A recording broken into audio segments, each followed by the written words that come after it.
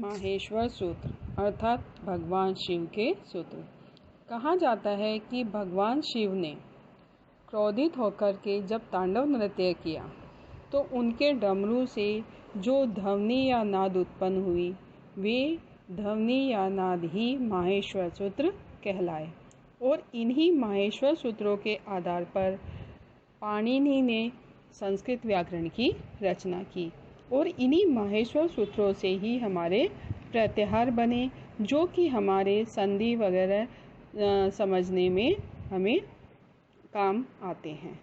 अब माहेश्वर सूत्र, ये माहेश्वर सूत्र 14 हैं, जिनमें पहला है ए ई ऊण, दूसरा है री ली कै, तीसरा ए ओ अणे, चौथा आई ओ च, पांचवा है ये वे रे टे, छठा है ले अणे, सातवां अणे में अणे ने में, आठवां है झ भे ये, नौवां घे ढे धे श, दसवां है ज बे गे ड़े दे श, 11वां ख फ छ ठ थ च ट त व, 12वां है क प य, 13वां श स स र, फिर लास्ट है 14वां है ल। अब है बच्चों, इसमें जो अंतिम वर्ण है, सभी माहेश्वर सूत्रों का जो अंतिम वर्ण है वो हलंत होगा और हलंत अर्थात इत संज्ञा अर्थात इसका लोप हो जाता है। लेकिन इसको हम प्रत्याहार बनाने के लिए हम इसको काम में लेते हैं। अब है प्रत्याहार बनाने की विधि। नंबर 1, प्रत्याहार सूत्रों के अंत में आए हुए हलंत अक्षरों की गणना प्रत्याहार में नहीं की जाती।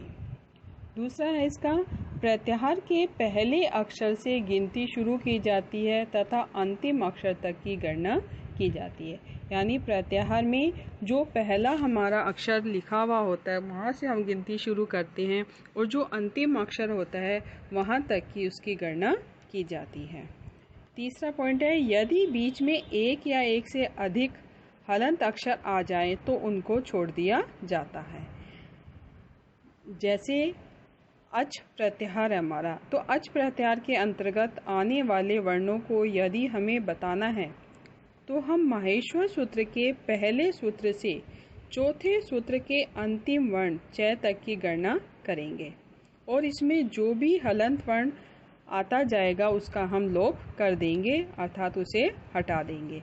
जैसे अच में ए ई उ, अब अण है उसको हम छोड़ देंगे क्योंकि वो हलंत वर्ण है। फिर है री री, तो इसको शामिल करेंगे और क है उसको हम छोड़ देंगे। फिर तीसरा है ए ओ अण, तो ए ओ को हम अच प्रत्याहार में शामिल करेंगे और च को अण को छोड़ देंगे। फिर है चौथा ए ओ च, तो आई औ को हम शामिल करेंगे और च को छोड़ देंगे। तो अच प्रत्याहार में हमारे वर्ण हुए ए ई उ री ली ए ओ आई औ।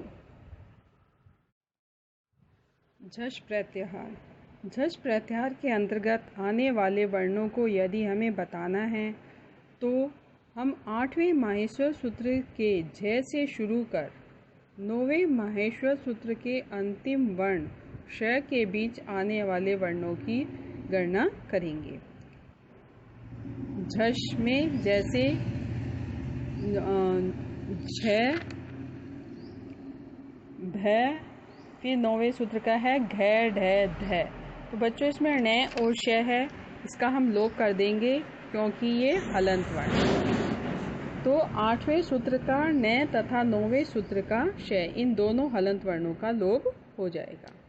अब है इक प्रत्याहार, इसके अंतर्गत पहले सूत्र के दूसरे वर्ण से लेकर दूसरे सूत्र के अंतिम वर्ण तक के वर्ण आएंगे। जैसे इक प्रत्याहार है तो बच्चों इसमें यदि हमसे अक प्रत्याहार पूछते तो हम पहले सूत्र का ए को शामिल करते, लेकिन हमें इक प्रत्याहार पूछा है तो ई से शुरू करेंगे हम, तो ई उ और दूसरे सूत्र का री और री। अब कै है इसका लोप हो जाएगा, तो इक प्रत्याहार में हुए ई, उ, री और री वर्ण। अब है हल प्रत्याहार। इसके अंतर्गत 5वें सूत्र के है वर्ण से शुरू कर 14वें सूत्र के ल वर्ण तक के सभी वर्णों को शामिल करेंगे, केवल हलंत वर्णों को छोड़ देंगे। जैसे अब हल है तो है, य, व, र, ल, अणे, मैं, अणे, णे, न, झ, भ, घ, ढ, ध, ज, ब, ग, ड़, द, ख, फ, छ, ठ, थ, च, ट, त, क, प, श, स है। बच्चों, यहाँ ये ध्यान देने वाली बात है कि यदि हल प्रत्याहार के बारे में पूछा जाता है तब हम 5वें सूत्र से 14वें सूत्र तक के सभी वर्णों को शामिल करेंगे, केवल 14वां सूत्र नहीं। बच्चों, इन माहेश्वर सूत्रों में है ही एक ऐसा वर्ण है जिसकी पुनरावृत्ति हुई है, अर्थात ये 2 बार आया है। तो प्रत्याहार में माहेश्वर सूत्र में हम इसको 2 बार ही लिखेंगे, लेकिन इसकी गणना एक ही बार की जाती है। अब है प्रत्याहार। अण, ए, ई, उ। दूसरा है अक, ए, ई, उ, री, री। एच, ए, ओ, ऐ, औ।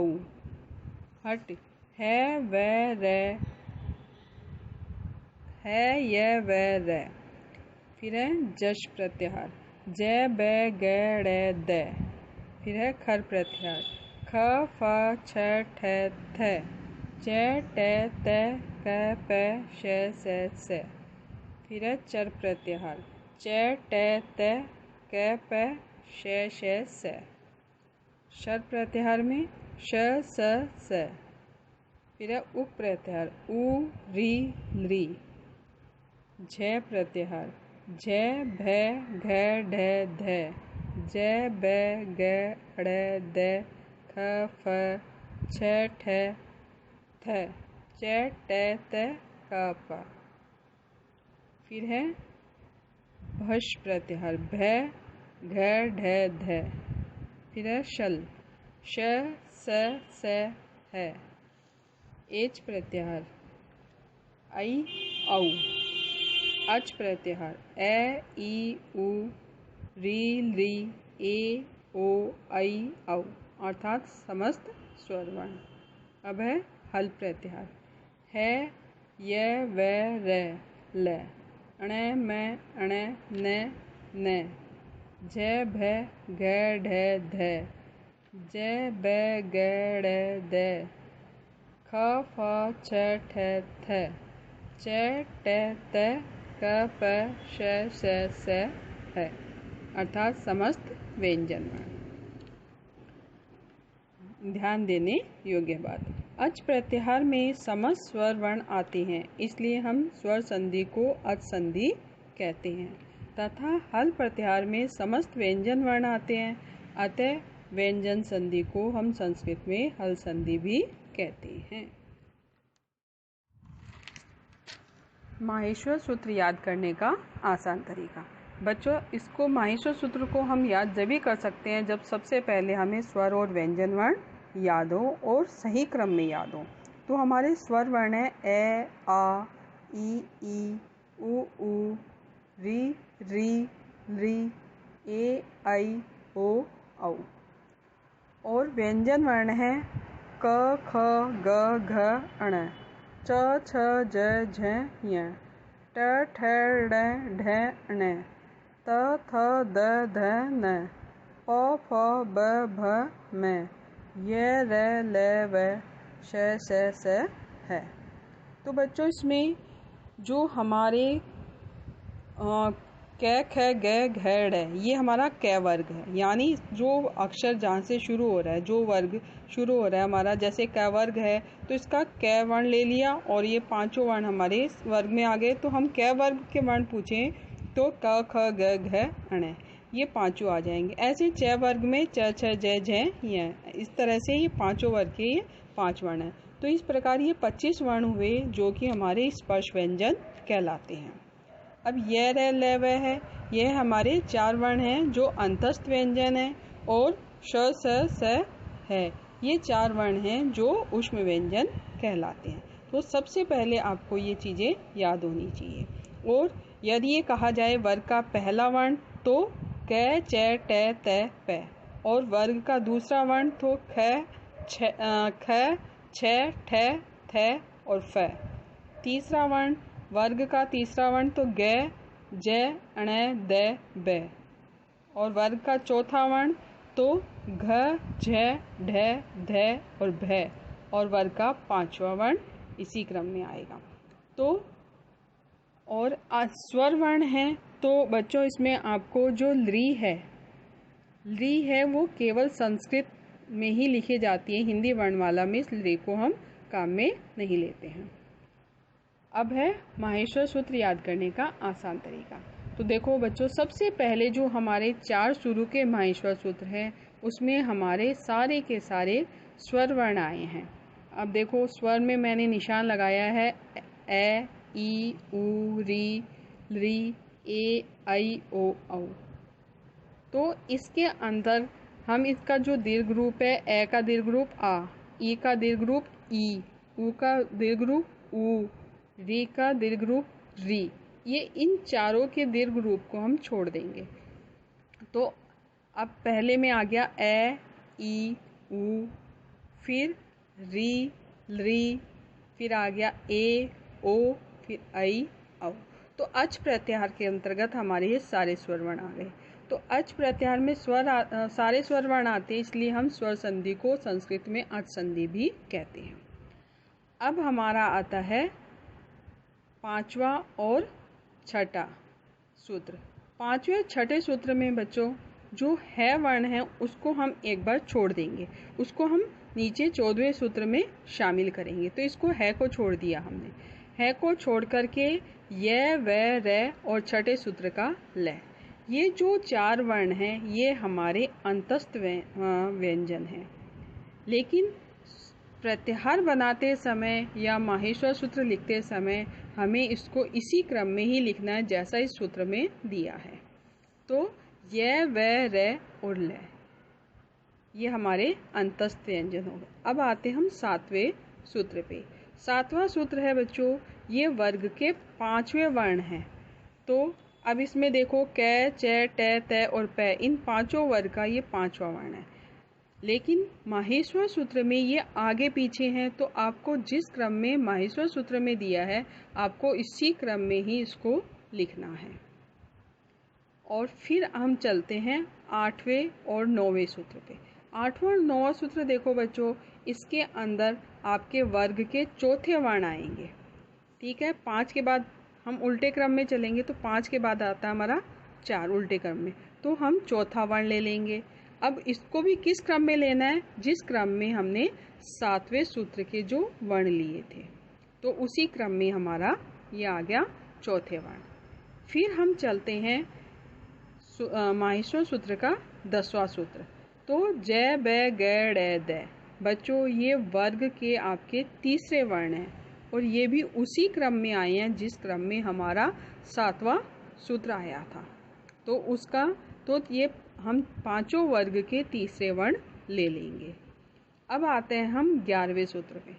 11वें सूत्र में बच्चों जो स्टार्टिंग के 5 वर्ण हैं वो आपके आ जाएंगे पांचों वर्ग के दूसरे वर्ण, और उसी क्रम में जिस क्रम में हमारे 7वें सूत्र के वर्ण आए थे।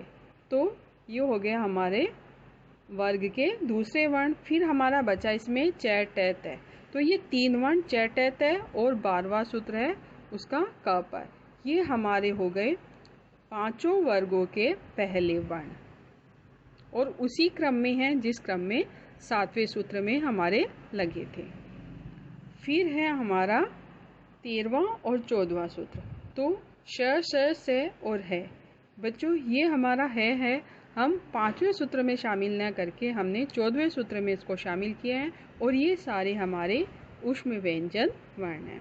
तो अब आपको इसको थोड़ा सा ध्यान से समझना है, और आपको यदि आप इसको समझ जाओगे तो आपको इसको याद करने में बहुत आसानी रहेगी। माहेश्वर सूत्र के बारे में सबसे महत्वपूर्ण बात यह है कि माहेश्वर सूत्र के जो वर्ण जिस क्रम में दिए गए हैं हमें उसी क्रम में उसे याद करने हैं और उसी क्रम में ही लिखने हैं।